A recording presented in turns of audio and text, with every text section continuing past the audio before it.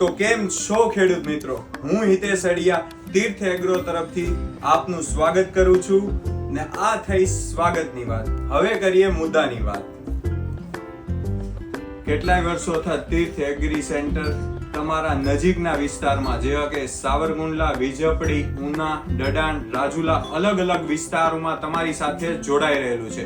ખેડૂત મિત્રો, તમારા સ્નેહ અને સપોર્ટના લીધે અમે આ નવી એક દિશા તરફ વળીએ છીએ ઓનલાઈન પ્લેટફોર્મ ઉપર, જેથી અમારા આ વિડીયો ગુજરાતના દરેક ખેડૂત સુધી નવા અનુભવો સાથે પહોંચવામાં અમે મદદ કરી શકીએ. મિત્રો, આજનો મોટો પ્રશ્ન, કયો પાક કરવો, કયું ખાતર વાવવું, કઈ માવજત આપવી, ખેડૂતોને શરૂઆતથી અંતના સમય સુધી શું કરવું, એ બધી જ વસ્તુઓના પ્રશ્નોના જવાબ આપણે અવારનવાર નવા ખેડૂતોને મળી ને નવા વિડીયોના માધ્યમથી તમારા સુધી પહોંચાડશું.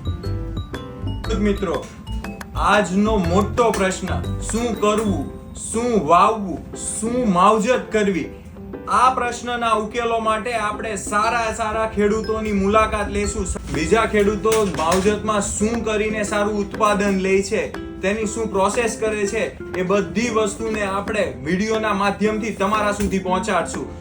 નવા ખેડૂતોના અભિપ્રાય અને અનુભવોને લઈ ને તમારી સુધી રોજના રોજ નવા વિડીયોના માધ્યમથી પહોંચશું આપણે. ખેડૂત મિત્રો, આ શું કરશું, કેમ કરશું ના પ્રશ્ન ઉપરથી એક વાત યાદ આવી રહી છે કે આપણા ભૂતપૂર્વ પ્રધાનમંત્રી લાલ બહાદુર શાસ્ત્રીએ 1965માં એક સૂત્ર આપેલું, જય જવાન જય કિસાન, જેમાં કિસાનને જવાન હારે સરખાવેલા હતા. તો એ જ વસ્તુ આજના સમય પ્રમાણે આપણે જોઈએ તો જય જવાન, મુસીબતમાં છે કિસાન, એવું માનીને ચાલીએ છીએ. આ મુસીબતમાં રહેલા કિસાનની ચેનલ તરફથી, તીર્થ એગ્રી સેન્ટર તરફથી એક નાની એવી શરૂઆત અમે કરી રહ્યા છીએ, જેનાથી આપણા નવા ખેડૂત મિત્રોના નવા અનુભવો તમારા સુધી પહોંચાડી શકે એ માટે અમે ઓનલાઈન પ્લેટફોર્મ સિલેક્ટ કર્યું છે. તો અમારા આવા નવા વિડીયો જોવા માટે અમારી ચેનલને સબસ્ક્રાઇબ કરો, લાઈક કરો, શેર કરો.